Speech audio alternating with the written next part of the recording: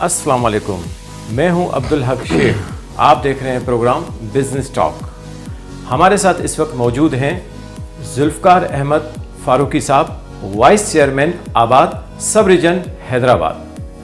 अस्सलाम वालेकुम सर।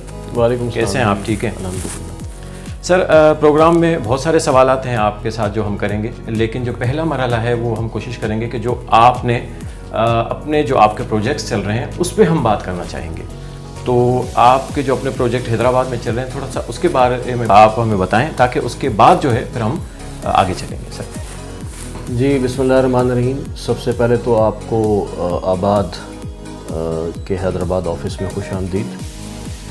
आबाद जो है वो association of builders and developers of Pakistan, जो कि बिल्डर्स एंड डेवलपर्स का पाकिस्तान का एक नेशनल लेवल का रिकग्नाइज्ड इदारा है, और तकरीबन 1,500 मेंबर्स इस इदारे में जो हैं हमारे साथ हैं।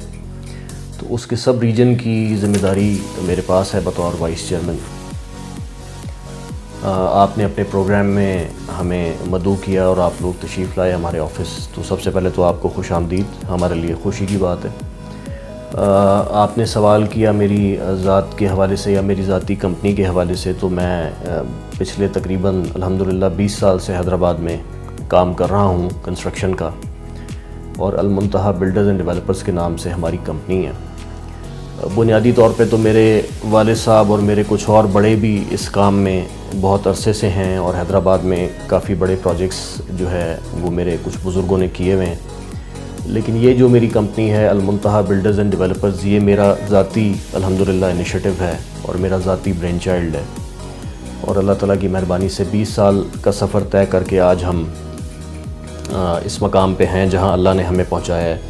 और इसमें बहुत ज़्यादा मैं समझता हूं कि मेरी कंस्ट्रक्शन टीम का, मेरे साथ जुड़े हुए प्रोफेशनल्स का और मेरे क्लाइंटेल का बहुत ज़्यादा किरदार है कि जिन्होंने बार बार हम पे ट्रस्ट किया है, और हमने भी पूरी कोशिश की है कि उनके ट्रस्ट को हम उस पर पूरा उतरें। और अल्हम्दुलिल्लाह ग्राउंड +1 से लेके ग्राउंड +9-10 तक मल्टीपल प्रोजेक्ट्स हमने बनाए हैं मुख्तलिफ़ लोकेशंस पे। इस वक्त भी हैदराबाद की एक प्राइम लोकेशन पे एक बहुत ही एलीट कंस्ट्रक्शन प्रोजेक्ट हम बनाने की कोशिश कर रहे हैं, अल्लाह करे कि उसमें कामयाब हो जाएं। और बहुत हाई एंड मटीरियल्स अल्हम्दुलिल्लाह हम अपनी बिल्डिंग्स में यूज़ करते हैं। कोशिश करते हैं कि कस्टमर को प्लग एंड प्ले जो सर्विस है वो उसको इन रियल टर्म्स उसको प्रोवाइड करें, और ऐसी चीज़ उसको दें कि हमारा कस्टमर ही हमारा मार्केटिंग ऑफिसर बन जाए, बजाय इसके कि हम ये काम किसी को आउटसोर्स करें। हम अपने कस्टमर पे इतना इन्वेस्ट कर दें कि वही हमारे लिए मार्केटिंग करे। और अभी तक अल्हम्दुलिल्लाह ऐसे ही है कि अल्लाह का शुक्र है कि मैंने किसी भी प्रोजेक्ट के लिए कोई बहुत रोबस्ट मार्केटिंग या कोई बहुत सारी एक्टिविटी शहर में नहीं की, और अल्लाह की मेहरबानी से हमारी चीज़ें प्री सोल्ड होती हैं। लॉन्च होने से पहले ही अल्लाह ताला उसमें बरकत डाल देता है और वो बिक जाती हैं। और जो हमारे पुराने कस्टमर्स हैं उनको ही ये सहरा जाता है कि वो या ख़ुद री इन्वेस्ट करते हैं हमारे प्रोजेक्ट्स में, या नए लोगों को हमारी तरफ रेफ़र करते हैं और मोटिवेट करते हैं कि वो हमारे प्रोजेक्ट्स में चीज़ें लें। और मैं समझता हूँ कि ये सिर्फ मैं ही नहीं हूँ, अल्लाह की मेहरबानी से आबाद के कई मेंबर्स हैं हैदराबाद में जो इसी किस्म की रेपुटेशन, बल्कि शायद मुझसे भी बेहतर रेपुटेशन इंजॉय करते हैं। और उनकी डिलीवरी भी है, उनकी कमिटमेंट भी कभी जो है वो ऐसा नहीं हुआ कि किसी भी हालात की वजह से या किसी भी चीज़ की वजह से कमिटमेंट में कोई फ़र्क आया हो। और एंड ऑफ द डे सिर्फ पैसे बनाने की स्पिरिट और मोटिवेशन नहीं है, हैदराबाद में कुछ वैल्यू ऐड करने की हमारी जो है वो एक स्पिरिट है, हमारी मोटिवेशन है। हैदराबाद जब मैं यंगस्टर था, मेरा ख्याल है कॉलेज में पढ़ता था, तो मुझे याद है कि ये इंडस होटल के अलावा हैदराबाद में और कोई ऐसी चीज़ नहीं थी कि जिसको हम बतौर एक कह लो कि एक अर्बन आइकॉन के जान सकें। उसके बाद शायद 2000 में इसी रोड पे एक फ़ास्ट फूड रेस्टोरेंट खुला, एक क्विक सर्विस रेस्टोरेंट खुला। और उसके बाद फिर आबाद के मेंबर्स का ही ये क्रेडिट है कि अल्हम्दुलिल्लाह जो इस वक्त हैदराबाद की एक शक्ल है, जो एक मॉडर्न स्काई लाइन है जिसमें खूबसूरत बिल्डिंग्स हैं, पर्पस बिल्ड कमर्शियल और रेजिडेंशियल स्पेसेस हैं, जिनको लोग जो है एक अच्छे अंदाज में एक्सप्लॉइट करके और अपना एक उसमें से जायज़ फ़ायदा ले रहे हैं। تو وہ تقریباً آباد کے ممبرز نے ہی الحمدللہ بنائی ہیں. تھوڑا سا رول اس میں میری کمپنی کا بھی ہے، لیکن میرے دوسرے بہت سارے دوستوں کا اس میں بہت سارا رول ہے.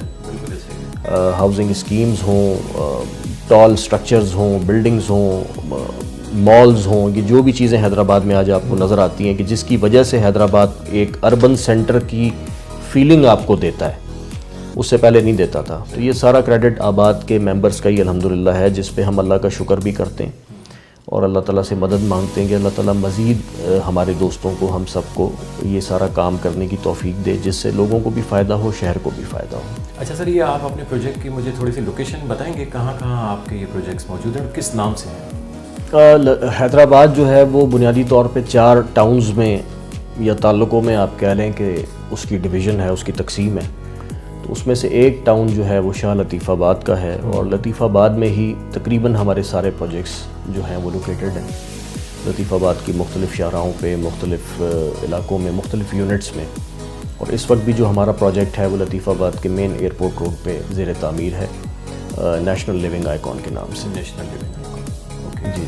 اس کے علاوہ کوئی اور لوکیشن؟ اس کے علاوہ بھی لطیف آباد 6 نمبر میں ہمارے کافی سارے پروجیکٹس ہیں. یونٹ ہے لطیف آباد کا ایک، یونٹ نمبر 6، اس میں ہمارے کافی سارے پروجیکٹس ہیں. لیونگ آئیکن کے نام سے ہمارے کچھ پروجیکٹس ہیں. لطیف آباد کے ہی 1 سے 12 جو یونٹس ہیں، اسی کے تقریباً 6-7 یونٹس میں موسٹلی بلڈنگز ہم نے آج تک بنائی ہیں. سر کتنے عرصے سے آپ یہ اپنا کنسٹرکشن فیلڈ میں؟ جی میں نے بتایا میں 20 سال سے ہوں. تقریباً 20 سال سے آپ؟ جی الحمدللہ.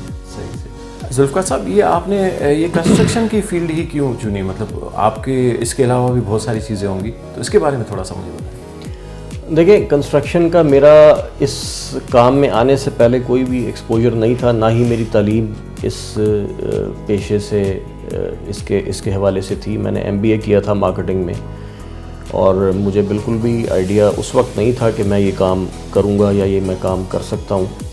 ٹھیک ہے، میرے والد صاحب نے اور میرے کچھ اور بزرگوں نے یہ کام کیا ہے، لیکن جس وقت میں اس فیلڈ میں آیا اس وقت میرے والد صاحب بھی بہت عرصے سے اس کام سے ڈسٹنس ہو چکے تھے. تو کوئی ایز سچ مجھے گھر سے بھی کوئی ٹیکنیکل سپورٹ کم سے کم نہیں تھی. لیکن بہرحال جب میں کسی ایک مہربان دوست کے مشورے پہ، وہ ہوتا ہے نا زندگی میں دوست بڑے امپورٹنٹ ہوتے ہیں، تو ایک دوست ہیں اور انہوں نے مجھے کچھ چیزوں کو سامنے رکھتے ہوئے مشورہ دیا. یہ اس وقت کی بات ہے کہ جب کنسٹرکشن انڈسٹری میں بڑا بوم تھا، 2003 کی بات ہے تقریباً 2003. تو انہوں نے مجھے کہا کہ یار اس وقت پاکستان میں کنسٹرکشن سے اچھا کام نہیں ہے، تو آپ اس کام میں آ جائیں اور دوسرا جو کام آپ کرتے ہیں یا جو بھی آپ کی اور سوچ ہے اس کو آپ چھوڑ دیں، کنسٹرکشن میں آ جائیں. تو میں نے کہا کہ یار مجھے تو یہ بھی نہیں پتا کہ یہ اینٹ اور بلاک میں فرق کیا ہوتا ہے، اور یہ سریا کس چیز کو کہتے ہیں، اور وغیرہ وغیرہ. تو انہوں نے کہا کہ جب آپ آئیں گے تو انشاءاللہ آپ کو پتہ چل جائے گا، اگر آپ کی دلچسپی ہوگی. بالکل. تو یہ امپورٹنٹ بات ہے، دلچسپی امپورٹنٹ. کسی بھی چیز کو جب آپ سمجھ کے کرنے کی ایک آپ کے اندر اسپرٹ پیدا ہو جاتی ہے اور آپ اس کو فرام دا اسکریچ سمجھنا شروع کرتے ہیں. وہ کہتے ہیں کہ understanding is the best pleasure. جب آپ انڈرسٹینڈ کرنا شروع کرتے ہیں چیز کو کہ یہ کیسے ہو رہا ہے اور کیسے ہونا ہے، تو پھر اللہ تعالیٰ نے انسانی دماغ میں ایسی صلاحیت رکھی ہے کہ اللہ تعالیٰ آپ کو ایسے آئیڈیاز سے نوازتا ہے کہ آپ پھر خود کچھ انوویٹ کرنے اور خود کچھ ویلیو ایڈ کرنے کے قابل بھی ہو جاتے ہیں. تو میں نے ڈے 1 سے فرام دا اسکریچ شروع کیا، بہت چھوٹے لیول سے شروع کیا. فریش کنسٹرکشنز کے بجائے پرانی بلڈنگز خرید کے ان کو رینوویٹ کر کے ہم نے کام شروع کیا. جو میں نے ابتدا ہوئی میرے کاروبار کی وہ اس طرح سے ہوئی کہ پرانے گھر خرید کے، پرانی بلڈنگز خرید کے ہم ان کو رینوویٹ کرتے تھے اور رینوویٹ کر کے بیچتے تھے. بالکل. اللہ تعالیٰ کی مہربانی سے ہم اس کی رینوویشن ایسی کر دیتے تھے کہ بعض نئی بلڈنگ سے بھی وہ اچھی ہو جاتی تھی، اور نئی بلڈنگ کو چھوڑ کے لوگ ہماری پرانی رینوویٹڈ بلڈنگ خرید لیا کرتے تھے.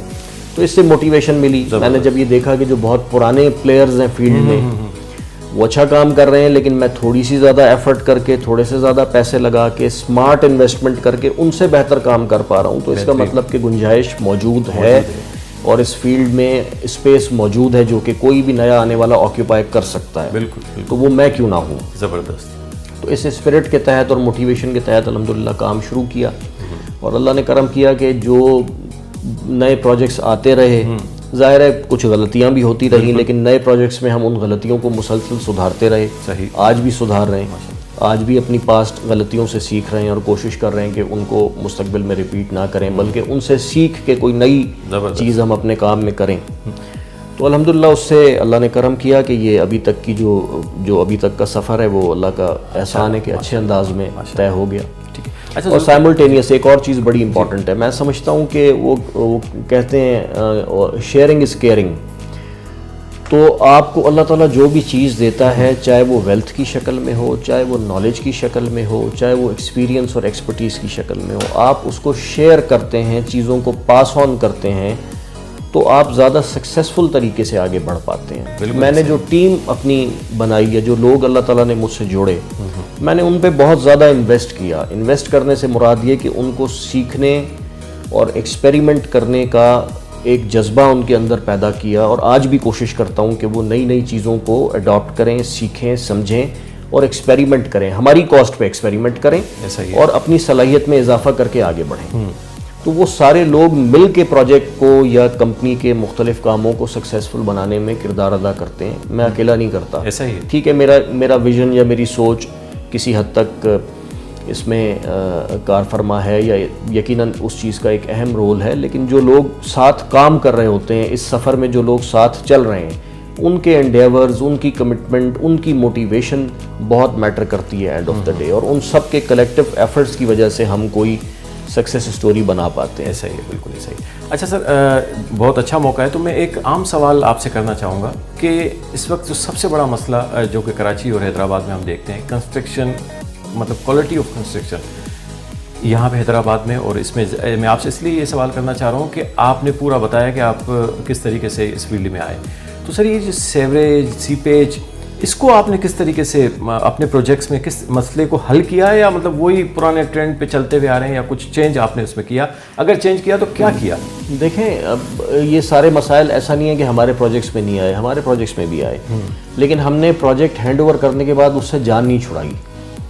قانون ہمیں پابند کرتا ہے یا نہیں کرتا ہے, لیکن میں نے, میرے کسٹمرز اس بات کے گواہ ہیں کہ بلڈنگ ہینڈ اوور کرنے کے 5 سال بعد بھی کمپلینس کو اپنی کاسٹ پہ اور خود ایفرٹ کر کے فکس کیا, اور نہ صرف فکس کیا بلکہ ان سے سیکھا کہ یہ کمپلین کیوں آئی تھی, ہماری ٹیکنیک صحیح نہیں تھی, ہماری پروڈکٹ چوائس صحیح نہیں تھی, ہمارے ورکر کے اینڈ پہ کوئی مسئلہ تھا, ہماری اپروچ میں کوئی مسئلہ تھا, تو اس چیز کو ٹھیک کیا. وہ لوگ جو اس کام کو پارٹ ٹائم کام کے طور پہ کرتے ہیں, ان کا تعلق بیسیکلی کسی اور فیلڈ سے ہوتا ہے, وہ وہاں سے اپنی سرپلس ویلتھ نکال کے اس کام میں لگاتے ہیں, ایک آدھ بلڈنگ بناتے ہیں اور پھر غائب ہو جاتے ہیں. ایسے لوگ مارکیٹ میں اچھا امپریشن چھوڑنے میں کامیاب نہیں ہو پاتے. لیکن وہ لوگ جو مستقل بنیادوں پہ کام ہی یہ کرتے ہیں, ایک بلڈر جو بلڈر ہے اور اس کے علاوہ وہ کچھ بھی نہیں ہے, تو اس کی کمٹمنٹ کا اور ڈیڈیکیشن کا لیول کچھ اور ہوتا ہے. کراچی میں ایسے بے شمار بلڈرز ہیں ماشاءاللہ جو 50 سال سے 40 سال سے یہ کام کر رہے ہیں, اور ان کی ریپوٹیشن ہے مارکیٹ میں. حیدرآباد میں بھی ایسے لوگ ہیں الحمدللہ کہ جن کے نام سے چیز بک جاتی ہے, جن کے نام پہ بکنگ آ جاتی ہے. اس کی وجہ یہ ہے کہ ان کے پاس پروجیکٹس کے ساتھ لوگوں کا ایکسپیرینس اچھا ہوا ہوتا ہے. بالکل ایسا ہی ہے. اور غلطی ہو جانا یا کوئی کسی قسم کا فیلئر چھوٹا موٹا, جس طرح آپ نے کہا سیپیج ویپیج, یہ کسی بلڈنگ میں ہو جانا یا کسی اور چیز میں کوئی پرابلم آ جانا, یہ اتنی بری بات نہیں ہے. لیکن اس کو آپ رسپونڈ کیسے کرتے ہیں, اس کمپلین کو آپ ڈیل کیسے کرتے ہیں, کسٹمر کو آپ کیسے سیٹسفائی کرتے ہیں, یہ اصل بات ہے, اصل مسئلہ یہ ہے. اچھا سر, یہ میں ایک پوچھنا چاہوں گا آپ سے کہ آپ نے جو پروجیکٹس کیے ہیں اس میں سب سے بڑا مسئلہ ہمارے شہر میں جو ہے وہ ایمینٹیز کا آتا ہے, کہ مطلب وہ ایمینٹیز پہ بھی جو ہے کچھ نہ کچھ کنسٹرکشن ہو جاتی ہے. تو آپ نے اپنے پروجیکٹ میں کوئی ایسا کام, کوئی ایسی چیزیں, کیونکہ بس آپ لوگ بلڈر کی بات کروں گا میں, آپ کی نہیں, کہ بس ہینڈ اوور کر کے بس اپنی جان چھڑائی جاتی ہے, جو ایمینٹیز پہ جو پرابلمس آتی ہیں, تو وہ مجھے تھوڑا سا آپ بتائیں کہ سر آپ نے کوئی اپنے پروجیکٹ میں کوئی ایکسٹرا کوئی ایسا کام کیا ہو. دیکھیں, ایمینٹیز سے جہاں تک میں آپ کی بات سمجھ پا رہا ہوں نا, جب ہم ایک پروجیکٹ لانچ کرتے ہیں تو ظاہر ہے ہماری مارکیٹ کے ساتھ کچھ کمٹمنٹس ہوتی ہیں, اپنے کلائنٹ کے ساتھ جو ہم پہ ٹرسٹ کر کے بکنگ کروا رہا ہوتا ہے اس کے ساتھ کچھ کمٹمنٹس ہوتی ہیں. اس کمٹمنٹ کو اگر ہم پورا نہ کریں تو ہم پھر چل نہیں سکتے. صحیح. اس میں میری نظر میں بہت امپورٹنٹ بات یہ ہے کہ ایک تصویر میں آپ کو اپارٹمنٹ کی دکھاتا ہوں اور ایک ریئل اپارٹمنٹ میں آپ کو بنا کے دیتا ہوں. ان میں اگر بہت زیادہ فرق ہوتا ہے تو اگلی دفعہ آپ مجھ سے چیز نہیں لیتے. ٹھیک ہے. جو ایکسٹینٹ آف فنیشنگ ہے, اگر مجھ سے اپارٹمنٹ لینے کے بعد آپ کو بہت ساری چیزیں چینج کرنی پڑیں, اگر آپ کو کچن خود سے بنانا پڑے, اگر بہت ساری اس میں مسنگ ایلیمنٹس ہوں جو آپ کو خود سے اپنے کاسٹ اینڈ ایفرٹ پہ اور اپنا ٹائم لگا کے کرنا پڑے, تو آپ کبھی بھی مجھے ایک اچھے بلڈر کی کیٹیگری میں پلیس نہیں کریں گے. ہم کوشش اس چیز کی بہت زیادہ کرتے ہیں کہ نمبر 1 ہمارا جو مٹیریل چوائس ہے وہ best who, top of the line products ہم یوز کریں. ایکسٹینٹ آف فنیشنگ یہ ہو کہ پلگ اینڈ پلے, یہ میں اپنی بات کر رہا ہوں اور دوسرے بھی بہت سارے میرے دوست آباد کے ممبرز ماشاءاللہ حیدرآباد میں ایسا کرتے ہیں. پلگ اینڈ پلے ایک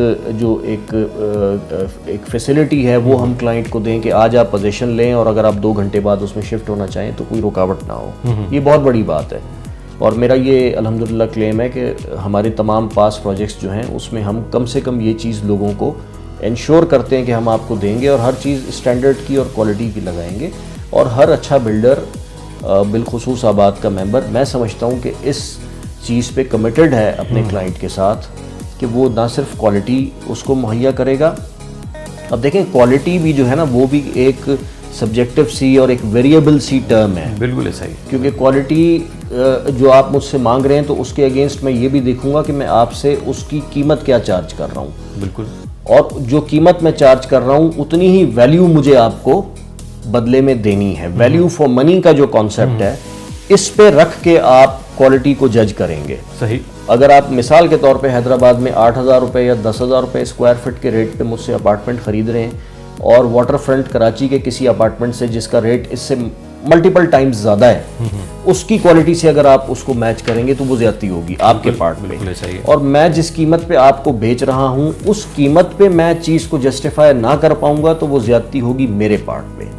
تو مجھے اپنا پارٹ صحیح رکھنا ہے اور اپنا کام ٹھیک کرنا ہے اور اپنے کلائنٹ کو number 1 committed amenities extent of finishing مہیا کرنی ہے. نمبر 2 جتنے پیسے میں نے لیے ہیں اتنا گڑ میں نے اس میں ڈالنا ہے. تو ویلیو فار منی کا جو کانسیپٹ ہے وہ مٹیریلائز ہو جائے ان ریئل ٹرمز. یہ امپورٹنٹ بات ہے. اگر ایسا میں یا کوئی بھی بلڈر کر رہا ہے تو میرے حساب سے وہ اپنا کام اچھے طریقے سے کر رہا ہے. ناظرین چلتے ہیں بریک کی جانب اور بریک کے بعد ذوالفقار فاروقی صاحب سے آباد کے حوالے سے بات کریں گے.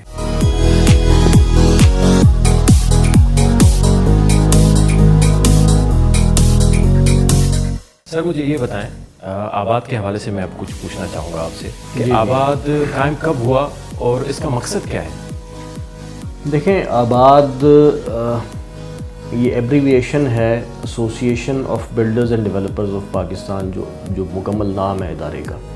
اور اس کے نام سے ہی اس کا تعارف ہو جاتا ہے کہ یہ پاکستان بھر کے بلڈرز اور ڈیولپرز کا ایک ریکگنائزڈ ایک باڈی ہے اور سب کی نمائندگی کرتی ہے. اور میں نے شروع میں آپ کو بتایا تقریباً 1400-1500 ہمارے پاکستان بھر میں کراچی سے لے کے اور کے پی تک اور بلوچستان تک ہمارے جو ہے وہ ممبرز ہیں. اور یہ میرا خیال ہے 1972 میں اس کا انسیپشن ہوا, اس کا انوگریشن ہوا اور تب سے لے کے یہ ادارہ الحمدللہ پاکستان میں کام کر رہا ہے اور پاکستان میں پہچانا جاتا ہے ایک ریپرزینٹیٹیو باڈی کے طور پہ. اور اس کے مقاصد وہی ہیں جو دیگر ٹریڈ باڈیز کے ہیں, مختلف چیمبرز کے ہیں جو پاکستان میں کام کرتے ہیں. آباد کا کیونکہ ایک اسکوپ اسپیسیفک ہے, یہ کنسٹرکشن انڈسٹری پہ فوکسڈ ہے اور بلڈرز اینڈ ڈیولپرز کے مسائل کے حل کے حوالے سے اس کا کام ہے. گورنمنٹ کے اداروں کے ساتھ کوآرڈینیشن کرنا, ایسی پالیسیز بنوانا کہ جس سے کنسٹرکشن انڈسٹری جو ہے وہ ملک میں چل سکے اور پاکستان کے GDP میں اپنا رول پلے کر سکے. آپ کو پتہ ہونا چاہیے اس بات کا کہ کنسٹرکشن پاکستان میں کنسٹرکشن سیکٹر جو ہے وہ ایگریکلچر کے بعد دوسرا جاب کریٹنگ سیکٹر ہے. تو اس کی امپورٹنس ایک عام آدمی کے لیے بھی بہت زیادہ ہے اور ایک ایسا سیکٹر ہے کہ جس میں ایک کوالیفائڈ پروفیشنل سے لے کے انسکلڈ لیبر تک کی کھپت ہے اور لوگوں کا روزگار ہے. اور صرف یہیں بات نہیں ختم ہوتی, یہاں سے تو بات میں کہوں گا کہ شروع بھی پوری طرح سے نہیں ہوتی. جو اس کی الائیڈ انڈسٹریز ہیں, جو ایک اندازہ ہے کہ 50 سے زیادہ ہیں. آپ کے گھر میں اگر ایک دروازہ لگا ہوا ہے تو صرف آپ اس دروازے میں گننا شروع کر دیں کہ کتنے سارے پروڈکٹس یوز ہو رہے ہیں اور ہر پروڈکٹ ایک الگ فیکٹری میں بن رہا ہے. تو یہ کتنا بڑا اکنامک سائیکل ہے, کتنی بڑی چین ہے جس کو یہ کنسٹرکشن سیکٹر لیڈ کرتا ہے اور کنسٹرکشن سیکٹر کو آباد لیڈ کرتا ہے. تو یہ آباد کی اہمیت ہے, سگنیفیکنس ہے اور یہ آباد کا رول ہے جس کو الحمدللہ پذیرائی اور ریکگنیشن گورنمنٹ کی سطح پہ بھی آج ملتی ہے. الحمدللہ دوسری ٹریڈ باڈیز بھی اس چیز کو سمجھتے ہوئے آباد کو رسپیکٹ دیتی ہیں، اور تمام اسٹیک ہولڈرز بھی اس بات کو بہت اچھی طرح سے سمجھتے ہیں کہ کنسٹرکشن انڈسٹری کو چلانے کے لیے، اس کے معاملات کو حل کرنے کے لیے ایک نمائندہ باڈی کی ضرورت ہے جس سے بات کی جائے، جس سے ان پٹ لیا جائے، جس سے مختلف پالیسی ایشوز کو ڈسکس کیا جائے. تو وہ الحمدللہ آباد کی شکل میں پاکستان میں موجود ہے، اور میں سمجھتا ہوں کہ یہ پاکستان کے بلڈرز کی، ڈیولپرز کی خوش نصیبی ہے کہ ایک روبسٹ ادارہ، ایک وائبرنٹ ادارہ، ایک ایسا ادارہ کہ جو بڑی کنسسٹنسی کے ساتھ اور بڑے فوکس کے ساتھ اپنی صنعت سے جڑے لوگوں کے مسائل کے حل کے حوالے سے کام کرتا ہے، وہ ادارہ پاکستان میں موجود ہے. یہ پاکستان میں کام کرنے والے بلڈرز اینڈ ڈیولپرز کی میں سمجھتا ہوں کہ یہ بہت بڑی خوش نصیبی ہے. اچھا سر، یہ تو آپ نے مجھے بہت ساری چیزیں اس میں کلیئر کر دی، لیکن یہ جو کور ایشوز ہیں کنسٹرکشن کمپنی کے جو آباد کے ہوتے ہوئے وہ کون سے ہیں؟ تھوڑا سا مجھے اس میں آپ بتائیں پلیز. بے شمار کور ایشوز ہیں نا، ہر ایشو ہی کور ایشو ہے، چاہے وہ مہنگائی کا ہو، چاہے وہ گورنمنٹ کے دیکھیں گورنمنٹ اب ہمارے کام میں فیڈرل گورنمنٹ کی بھی جو ہے ان کا بھی رول ہے، صوبائی حکومتوں کا بھی رول ہے. نیچے کی سطح پہ اگر ہم آ جائیں تو جب ہم کسی شہر میں، کسی علاقے میں، کسی ٹاؤن میں، کسی تحصیل میں کام کر رہے ہوتے ہیں تو وہاں کی جو لوکل گورنمنٹ کا ٹیئر ہوتا ہے، جو last tier of the government ہے، اس کا بھی رول ہے کسی نہ کسی چیز میں، کسی نہ کسی حوالے سے. تو ان سب کے ساتھ جب ہم لیزن کرتے ہیں، مینٹین کرتے ہیں، کوآرڈینیٹ کرتے ہیں، تو جو پالیسی میٹرز ہوتے ہیں وہ بھی، اور جو ڈے ٹو ڈے بیسس پہ ایشوز ارائز کر رہے ہوتے ہیں وہ بھی الحمدللہ ہم ان کے ساتھ ڈیل کر رہے ہوتے ہیں اور مسائل کو فکس کر رہے ہوتے ہیں. اور اینڈ آف دا ڈے مقصد ہمارا یہی ہے کہ جو لیجٹمیٹ بزنس ہے پاکستان میں کنسٹرکشن کا اور ریئل اسٹیٹ ڈیولپمنٹ کا، اس کے لیے ایک کنجینیل اور کنڈیوسو ایٹماسفیئر مہیا کیا جائے لوگوں کو، تاکہ لوگ اس شعبے میں انویسٹ کریں.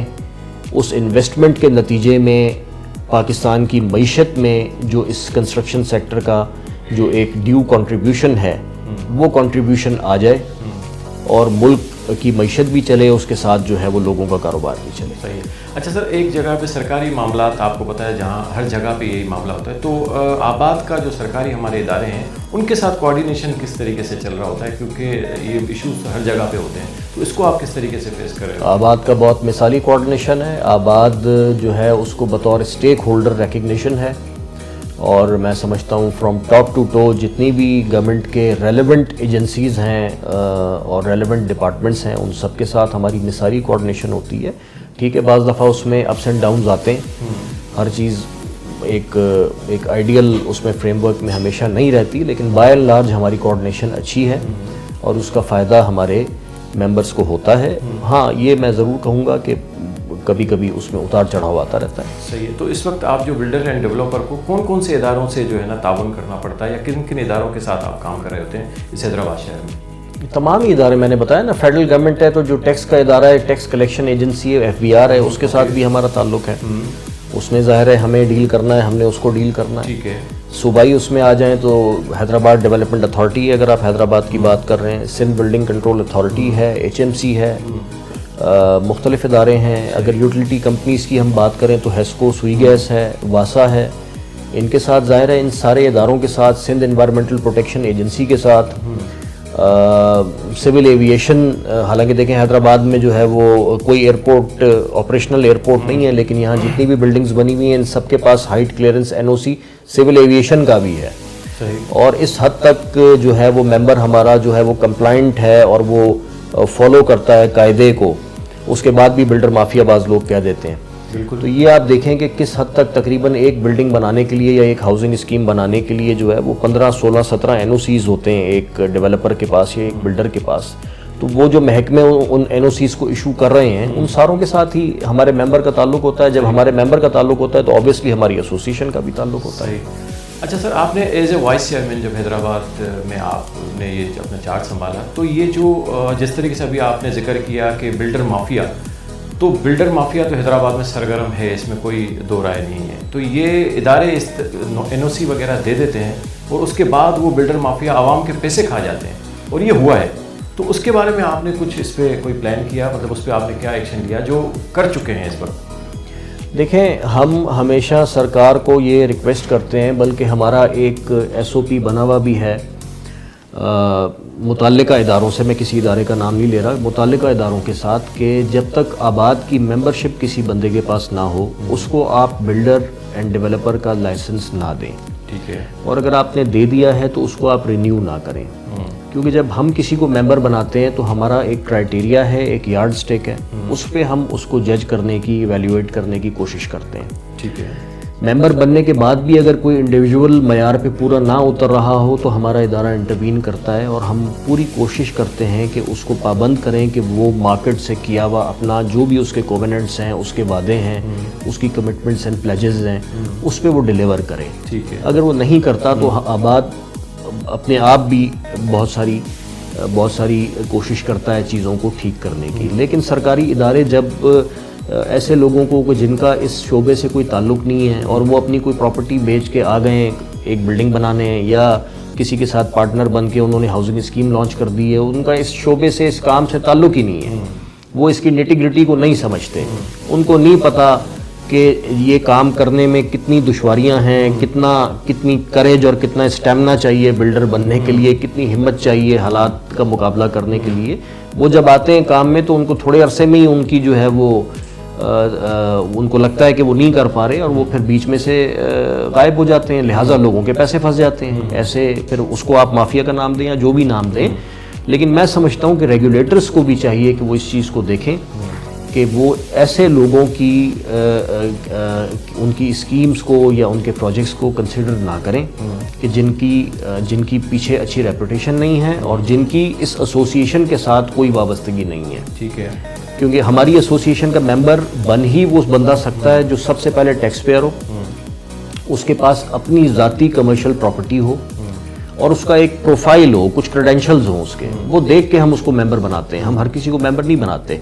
آپ جن ہاؤسنگ اسکیمز یا پروجیکٹس کا ذکر کر رہے ہیں ان میں سے موسٹلی ہمارے ممبر ہی نہیں ہیں. میں کسی انڈیویجول کی بات نہیں کروں گا، لیکن میں آپ کو جنرل اسٹیٹمنٹ دے رہا ہوں اور یہ میں ثابت کر سکتا ہوں کہ موسٹلی لوگ فیس کریں گے آپ ان کو جو کہ ایشوز بڑھ چکے ہیں، جو کہ بن چکے ہیں ایشوز. دیکھیں اس میں تو بہرحال جو مسئلے ہیں وہ حل ہونے چاہیے، اور ہر مسئلے کا بہرحال ایک اپنا بیک گراؤنڈ ہوتا ہے. کچھ ملٹیپل ایشوز ہوتے ہیں، بعض دفعہ جو ہے کسی کے ساتھ کوئی پرابلم ہوتا ہے جس کی وجہ سے وہ ڈیلیور نہیں کر پا رہا ہوتا، اور بعض دفعہ وہ بندہ ہی اس طرح کا نہیں ہوتا کہ وہ ڈیلیور کرے اور اس کو اپروول کسی طریقے سے مل جاتی ہے اور وہ کام کرتا ہے. بہرحال اس کے لیے کوئی ہونی چاہیے حکومتی سطح پہ کوئی نہ کوئی سوچ بچار ہونا چاہیے کہ اس قسم کے پروجیکٹس کو، جو ابنڈنٹ پروجیکٹس ہیں، ان کو یہ ایک سک، جس طرح انڈسٹری میں وہ سک انڈسٹریل یونٹ کی اصطلاح استعمال ہوتی ہے، تو آپ ہمارے شعبے میں ان کو ابنڈنٹ پروجیکٹس کو بھی سک پروجیکٹ کا نام دے دیں.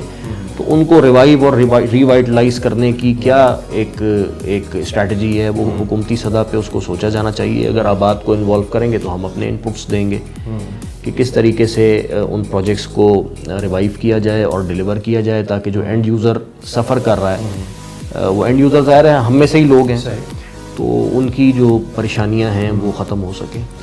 اچھا سر، یہ جو آپ کے پروجیکٹوں میں جو ایس بیز بنتی ہیں، ایس ٹیز بنتی ہیں، ایس ٹیز پہ جو پلازا بنتے ہیں، چلے وہ تو ہمیں سمجھ میں آتا ہے. جو سوسائٹیز بنتی ہے کئی ایکڑوں پہ، تو ان میں جو ایمینٹیز کی میں نے پہلے بھی آپ سے بات کی تھی کہ وہ جو ایمینٹیز ہے، جس میں پارک کی صورت ہو گئی یا اسکول کی صورتحال ہو گئی یا مسجد کا کہہ دیا گیا کہ اتنی کوانٹٹی میں وہ چیزیں کمپلیٹ نہیں ہوتی، اس کو کس طریقے سے آپ دیکھتے ہیں؟ دیکھیے میرے ممبرز الحمدللہ، میری ایسوسیشن کے ممبرز جو حیدرآباد میں اس وقت کام کر رہے ہیں، میرا یہ دعویٰ ہے، ہاؤسنگ اسکیمز کی میں بات کر رہا ہوں، میرا یہ دعویٰ ہے کہ وہ کوالٹی آف لائف اور وہ ایمینٹیز اور وہ انوائرمنٹ وہاں پہ مہیا کر رہے ہیں کہ جو حیدرآباد کے کسی اور علاقے میں لوگوں کو میسر نہیں ہے. تو اگر کوئی ڈیلیور نہیں کرتا تو وہ تو غلط کرتا ہے، اور ان میں سے موسٹلی لوگ ایسے ہیں جو ہمارے ممبر نہیں ہیں. لیکن جو ہمارے لوگ جو کام کر رہے ہیں وہ تصویر کا دوسرا رخ ہے، اس پہ بھی بات ہونی چاہیے، وہ بھی بیان ہونا چاہیے. ڈرنکنگ واٹر جو ہے ہر انسان کا بنیادی حق ہے.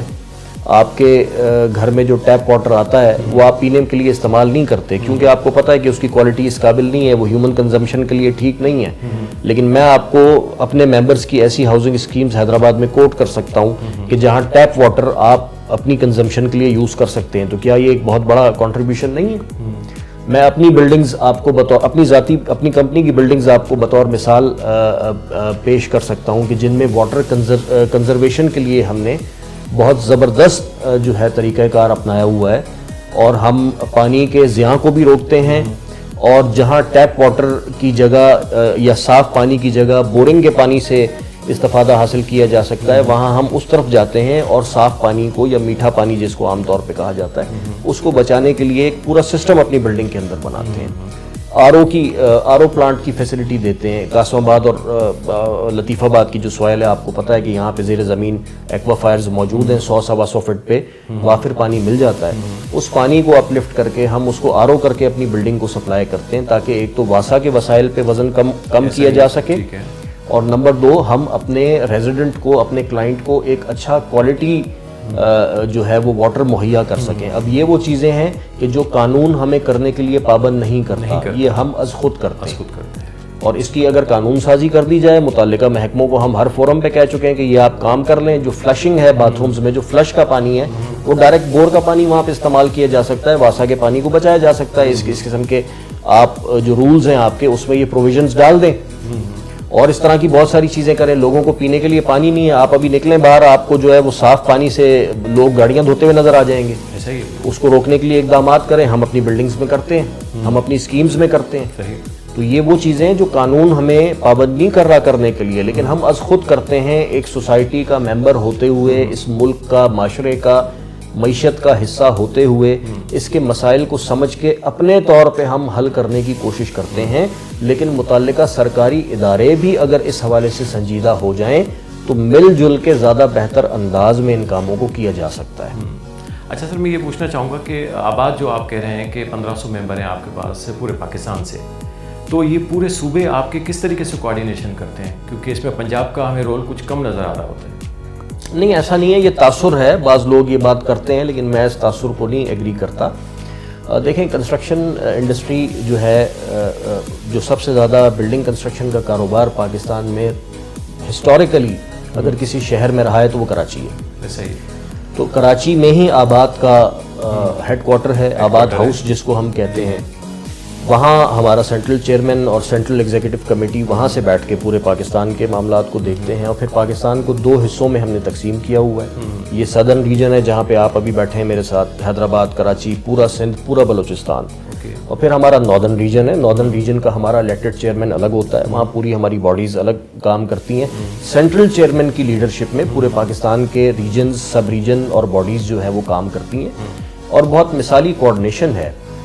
ہر کام کے لیے ہمارے پاس پراپر سب کمیٹیز بنی ہوئی ہیں۔ ہماری سینٹرل ایگزیکٹو کمیٹی کی ہر مہینے میٹنگ ہوتی ہے، ہر قسم کا ایشو وہاں پہ ڈسکس ہوتا ہے۔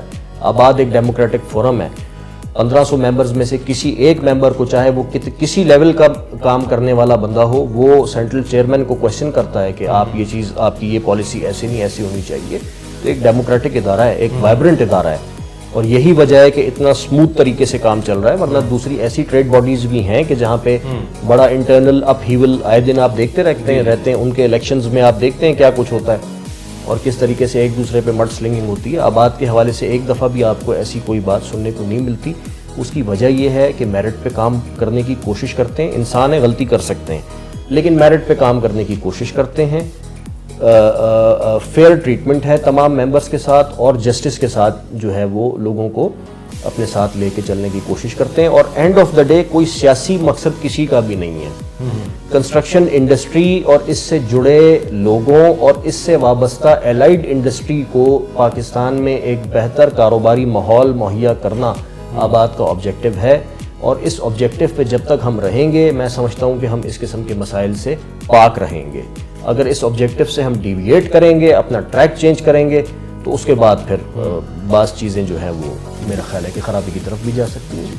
چلتے ہیں ناظرین بریک کی جانب، اور پھر بریک کے بعد آ کے ہم مزید گفتگو کو جاری رکھتے ہیں۔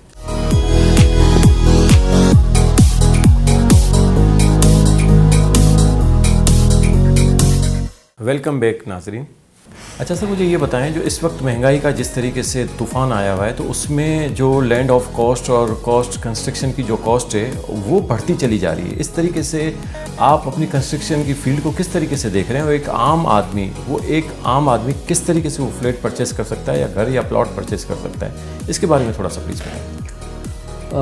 آپ درست فرما رہے ہیں، یہ سب سے اہم سوال ہے میں سمجھتا ہوں آج کی نشست کا جو آپ نے مجھ سے کیا ہے، کہ کاسٹ آف کنسٹرکشن بالخصوص پچھلے 1.5-2 سال میں ہمارے ملک میں بہت ہی بے ہنگم طریقے سے بڑھی ہے، اور انفارچونیٹلی ہماری پوری معیشت ہی اس وقت ایک طرح کے ٹیل سپل میں ہے، ایک ٹرم آئل میں ہے، اور اس کا اثر کنسٹرکشن انڈسٹری پہ میرا خیال ہے کہ شاید سب سے زیادہ آیا ہے۔ اور ایک طرف تو قیمت کا بڑھ جانا اور دوسری طرف لوگوں کی قوت خرید کا ڈیمینش ہونا، اس کا نیچے چلے جانا، تو یہ ایک ڈبل جیپرڈی ہے، ایک چیلنج ہے آج کام کرنے والے لوگوں کے لیے، بالکل، کہ آپ ایک انتہائی مہنگی زمین خریدتے ہیں، اس کی لمبی چوڑی ڈاکیومنٹیشن کرتے ہیں، لمبے چوڑے ٹیکسز، نئے ٹیکسز آپ کے اوپر جو ہے وہ امپوز ہوتے ہیں، اور پھر بہت مہنگا کنسٹرکشن مٹیریل خرید کے آپ پروجیکٹ بنانے جاتے ہیں، اور دوسرے اینڈ پہ جو آپ کا کنزیومر یا کسٹمر ہے، جو آپ کا کلائنٹ ہے، اس کے کٹی میں کیش نہیں ہے۔ ایسا ہی، کیونکہ پراپرٹی وہی لیتا ہے کہ جس کے پاس یا تو کوئی اس کی اینسیسٹرل پراپرٹی بکی ہو، وہاں سے پیسے اس کو ملے ہوں، یا پھر اس کی جو اپنی کمائی ہے اس میں وہ سرپلس پیسے جنریٹ کر رہا ہو۔ تو اس وقت ایسا نہیں ہے، آپ کی پرانی پراپرٹی بک نہیں رہی کیونکہ مارکیٹ میں مارکیٹ ڈومنٹ ہے، تو وہاں سے بھی لوگوں کے پیسے نہیں نکل رہے، پلس آپ جو ہے آپ کی جو وسائل ہیں وہ بھی اجازت نہیں دے رہے کہ آپ اس طرف آ سکیں۔ تیسری چیز، جو ایک انویسٹر کا بھی ایک بڑا امپورٹنٹ رول ہوتا ہے پراپرٹی کی خرید و فروخت میں، تو وہ بھی مارکیٹ جو ہے ہمیں وہ سیگمنٹ مارکیٹ کا بھی بالکل ڈرائی ہوا نظر آ رہا ہے، اور میں سمجھتا ہوں کہ جو اس وقت انٹرسٹ ریٹ ہے پاکستان میں، وہ اگر انٹرسٹ ریٹ کم نہیں ہوگا تو میں نہیں سمجھتا کہ کاروباری حالات، چاہے وہ ہمارا سیکٹر ہو یا دوسرے سیکٹرز ہوں، وہاں پہ کوئی بہت زیادہ بہتری میں نہیں سمجھتا کہ آ پائے گی، اور گورنمنٹ کو، فیڈرل گورنمنٹ کو اس طرف توجہ دینی چاہیے۔ یہ بہت سیریس ایشو ہے، خاص طور پہ یہ انٹرسٹ ریٹ والا۔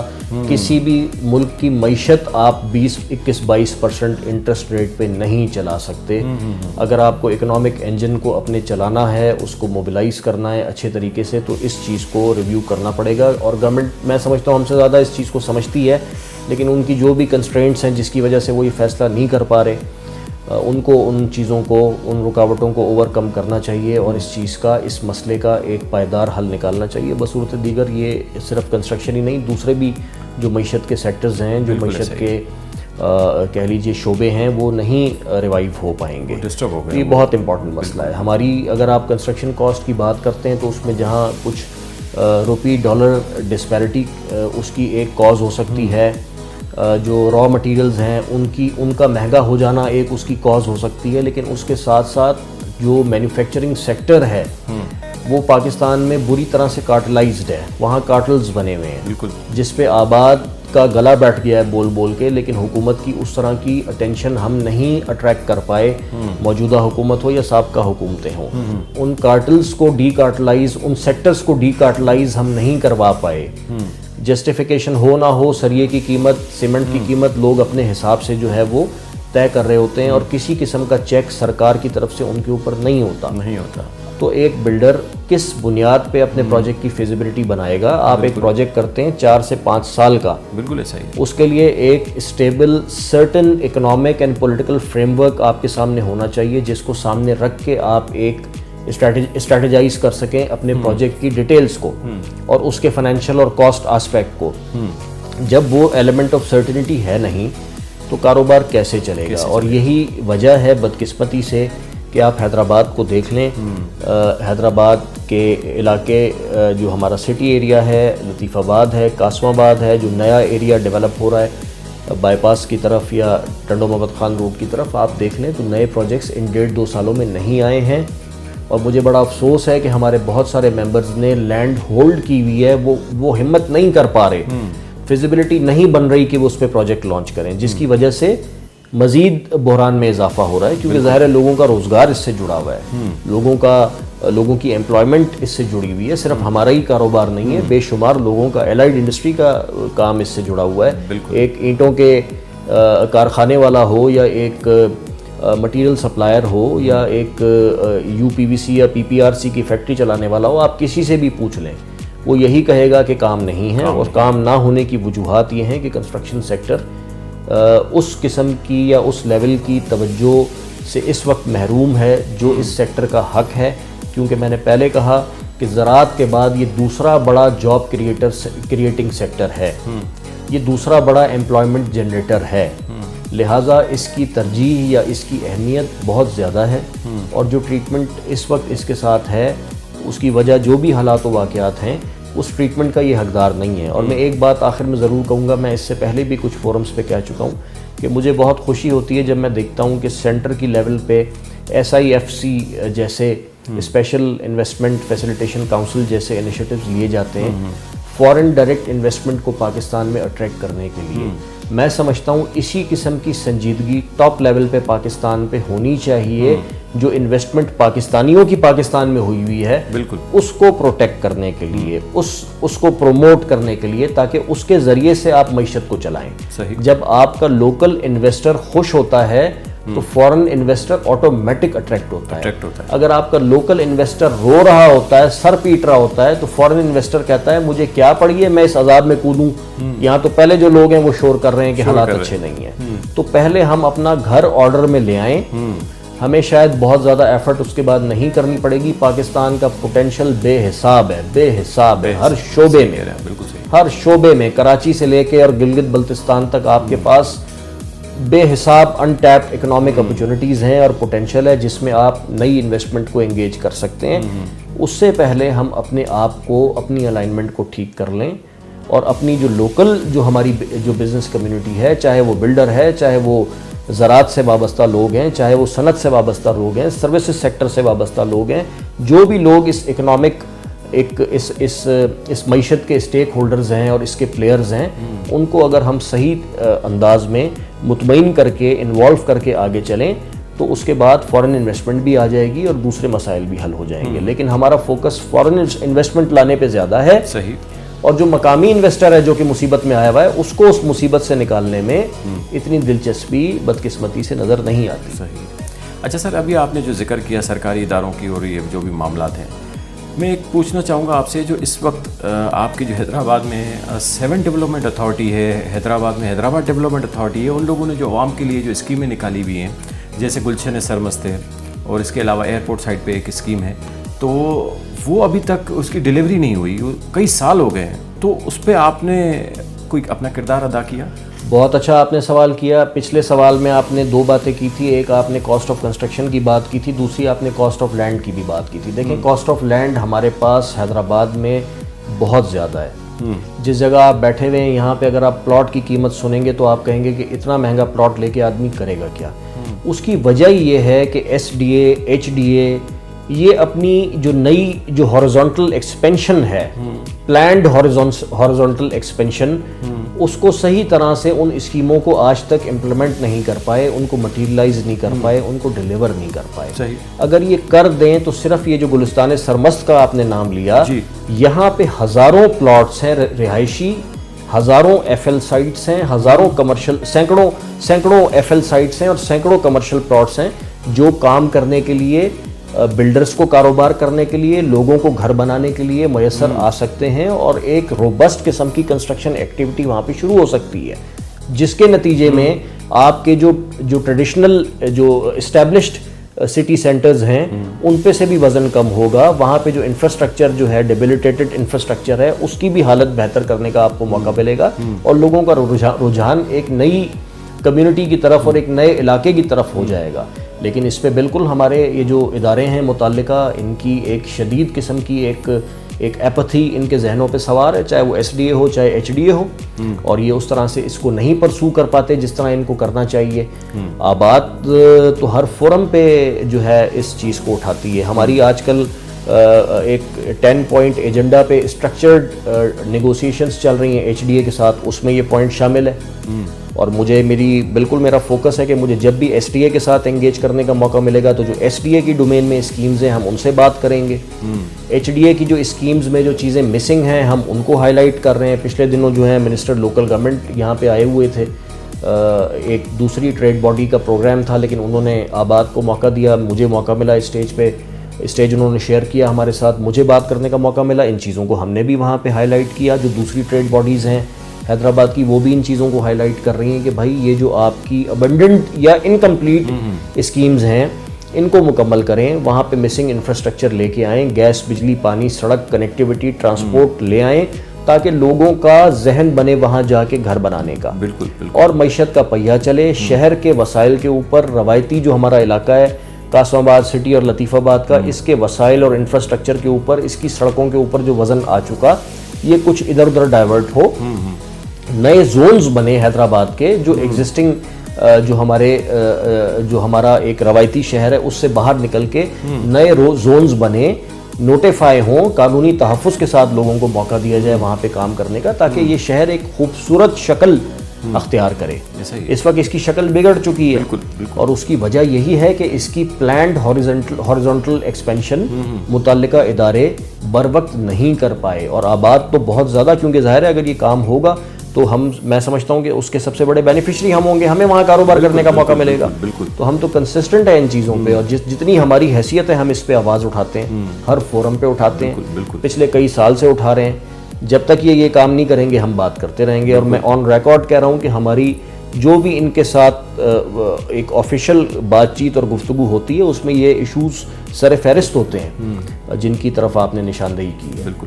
اچھا سر, یہ مجھے بتائیں, آپ اتنے آباد کے اتنے ممبرس کو ڈیل کر رہے ہوتے ہیں, اپنے کاروبار کو ڈیل کر رہے ہوتے ہیں, اور اتنے سارے معاملات جو بھی آپ نے بتایا, تو مجھے یہ بتائیں آپ اپنے گھر کو کیسے فیس کرتے ہیں, گھر کو کیسے وقت دیتے ہیں؟ ہاں, گھر کو وقت دینا میں سمجھتا ہوں کسی بھی انسان کے لیے بہت زیادہ ضروری ہے, کیونکہ اگر گھر میں آپ کو سکون نہ ہو تو پھر آپ باہر بھی بالکل جو ہے وہ پریشان ہی رہتے ہیں. بس میری یہ کوشش ہوتی ہے کہ میں شام 7 ساڑھے 7 بجے تک گھر پہنچوں, اور اس کے بعد جو دن کی ہائی لائٹ ہے وہ ہماری ایوننگ واک ہے جو میں اپنی وائف کے ساتھ کرتا ہوں, اور کوشش کرتا ہوں کہ بلا ناغہ کروں, اور ساتھ ہی بچوں کو بھی کچھ فزیکل ایکٹیویٹی میں انگیج کروں تاکہ وہ بھی دن بھر کی تھکن اپنی اتاریں اور تھوڑے ذہنی طور پہ فریش ہو جائیں, اور اگلے دن نئے سرے سے چیلنجز کا جو تعلیم میں اور جو بھی ان کی ایک زندگی کی روٹین ہے اس کو فیس کرنے کے لیے وہ اچھے طریقے سے تیار ہو جائیں.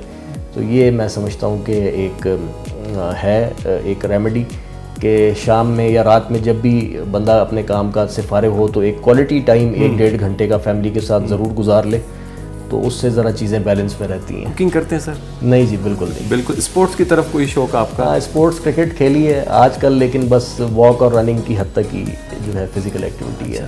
ٹورس وغیرہ کے حوالے سے کوئی پاکستان کا جو اب کنٹری ہے, جو ناردرن ایریاز ہیں وہ بڑے اچھے طریقے سے میرے ایکسپلور کیے ہوئے ہیں, اور بڑا میرا شوق رہتا ہے کہ اس طرف میں جاؤں. اور KPK ہے, کشمیر ہے, ماشاءاللہ بہت سارا اللہ تعالیٰ نے جو ہے حسن دیا ہے پاکستان کے ان علاقوں کو, اور وہاں جو لوگ ہیں وہ بھی بہت زبردست ہیں. تو کوشش ہوتی ہے سال میں 1-8 چکر اس طرف لگایا جائے. کوئی ٹور کا کوئی واقعہ سنا ہے سر؟ ٹور کا واقعہ فوری طور پہ تو خیر میرے ذہن میں نہیں آ رہا, لیکن بہرحال ٹورز کرنے سے آپ گھومنے پھرنے سے بہت ساری چیزیں آپ کو سیکھنے کو ملتی ہیں, بہت ساری نئے لوگ ملتے ہیں, ہر نیا آدمی آپ کو کوئی نئی بات سکھا جاتا ہے. فیملی کو بڑا فائدہ ہوتا ہے, بچوں کو بڑا فائدہ ہوتا ہے, اور بچوں کو پتہ چلتا ہے کہ پاکستان, ہم سب پاکستانی ہیں, تو وہ جو KP کے لوگ ہیں وہ بھی ہمارے ہی بھائی ہیں. ان کا کیا کلچر ہے, ان کا رہن سہن کیسا ہے, ان کے کھانے کیسے ہیں, اور ہمارے اور ان کے لائف سٹائل میں اور چیزوں میں کیا فرق ہے. جو کشمیر کے لوگ ہیں, پنجاب کے لوگ ہیں, ہم سندھ کے لوگ ہیں, تو ہمارا جو ایک ماشاءاللہ سب کو ملا کے جو گلدستہ بنتا ہے جس کو پاکستان کے نام سے دنیا میں جانا جاتا ہے, تو یہ پاکستان کی مقصد ایک پہچان اور ایک تعارف جو ہے وہ آپ کے بچوں کو ہو. میرا تو اب میرا مین آبجیکٹیو یہی ہوتا ہے کہ جب فیملی کے ساتھ میں موو کرتا ہوں کہ بچوں کو پتہ چلے کہ کس ملک میں ہم رہتے ہیں, ماشاءاللہ اللہ تعالیٰ نے کیا کیا اس ملک میں جو ہے کس چیز سے اس ملک کو نوازا ہوا ہے, اور کتنے خوبصورت لوگ ہیں پاکستان کے. یہ بہت سب سے اہم چیز میں سمجھتا ہوں اس ملک کی جو ہے وہ ہماری ریزیلینٹ قوم ہے, ثابت قدم قوم ہے. جتنی مشکلیں, آزمائشیں, دہشت گردی کی وجہ سے, معاشی مشکلات, اور یہ دوسری چیزیں, اور یہ انرجی کرائسس, اور یہ سارا کچھ جو ہم نے پچھلے 15-20 سال سے خاص طور پہ جھیلا ہے, میں سمجھتا ہوں کہ دنیا کی بہت ساری قومیں جو ہیں وہ اس کا 5% भी नहीं झेल सकती 5% नहीं झेल और उसके बावजूद आप देखें इतने बुरे हालों में भी आपको लोग हमारे खुश नज़र आते हैं, खुश नज़र आते हैं। सही अल्लाह कह का रहे हैं शुक्र सर है, आप, नमाज बिल्कुल, पढ़ते हैं तो फ्रेश होके आ जाते हैं, कोई स्पोर्ट्स करते हैं तो अच्छा फील करते हैं, क्रिकेट टीम अच्छा खेलती है तो भूल जाता है बंदा कि पीछे घर में रोटी है या नहीं है। बिल्कुल तो ये एक खूबसूरती है पाकिस्तानी कौम की, बिल्कुल। और इस पे मुझे मैं बहुत ज़्यादा इस पे अल्लाह का शुक्र भी अदा करता हूँ कि एक अल्लाह ताला ने एक बाहिम्मत और मजबूत कौम का हमें हिस्सा बनाया माशाल्लाह माशाल्लाह। और हमें इस बात पे जो है वो अपने बच्चों की भी मेरी कोशिश होती है कि इस चीज़ पे उनका भी फोकस हो। सही, आखिरी सवाल सर मैं आपसे करूंगा कि आप अपनी फैमिली को, अपने बच्चों को भी इसी फील्ड में लाना चाहते हैं या कुछ उनके लिए कोई सियासत वगैरह की तरफ आपकी कोई, मैंने वो भी सवाल आपसे नहीं किया, सियासत में कोई दिलचस्पी आपने नहीं बताई मुझे। नहीं, सियासत में देखें उतनी ही दिलचस्पी है जितनी हर पाकिस्तानी की होनी चाहिए या जितनी हर बिजनेसमैन की होनी चाहिए। और रह गया सवाल बच्चों का, तो मेरे पेरेंट्स ने मुझे नहीं फोर्स किया कि मैं क्या करूं। हम 3 बहन भाई हैं, एक बहन मेरी डॉक्टर है और उससे जो छोटी बहन है उसने चार्टर्ड अकाउंटेंसी की हुई है, मैंने MBA किया था, उसके बाद कंस्ट्रक्शन में आ गया। तो वालिदैन ने, मेरा नहीं ख्याल कि हम में से किसी को फोर्स किया हो कि तुमने ये करना है या ये नहीं करना। तो मैंने भी अपने बच्चों को नहीं वो किया। और मेरा बड़ा बेटा जो है वो माशाल्लाह O लेवल्स कर रहा है, आखिरी साल है उसका, और उसने जो डिसिप्लिन लिया है और जो तालीम का उसने रास्ता चुना है वो उसने अपने एक्यूमेन, अपने जहन और अपनी सोच के हिसाब से किया है। मैंने उसको इन्फ्लुएंस करने या गैर ज़रूरी तौर पे उस पर असरअंदाज होने की कोशिश नहीं की और बाकी बच्चों पे भी नहीं करने का कोई इरादा नहीं है। तो अपनी मर्ज़ी से, अपनी चॉइस से अगर वो इस शोबे में, इस पेशे को ज्वाइन करते हैं, इस काम में आते हैं तो दे आर मोस्ट वेलकम। वो कोई और काम करना चाहते हैं, कोई नए होराइजन्स एक्सप्लोर करना चाहते हैं तो even then I should be trying my utmost to support them। बिल्कुल। और जो एक पेरेंट का रोल होता है वो मेरा होना चाहिए। ठीक है। जुल्फ़िकार अहमद फारूकी साहब, आपसे बात करके बहुत अच्छा लगा। थैंक यू और अल्लाह पाक आपको आपके मकसद में कामयाब करे। बहुत शुक्रिया, आप आए, आपका बहुत शुक्रिया। जी नाजरीन, ये आपने सारा प्रोग्राम आपने देखा और ये से जुल्फ़िकार फारूकी साहब से हमारी बातचीत रही और अब मुलाकात होगी एक नए प्रोग्राम के साथ। अल्लाह ने के बाद।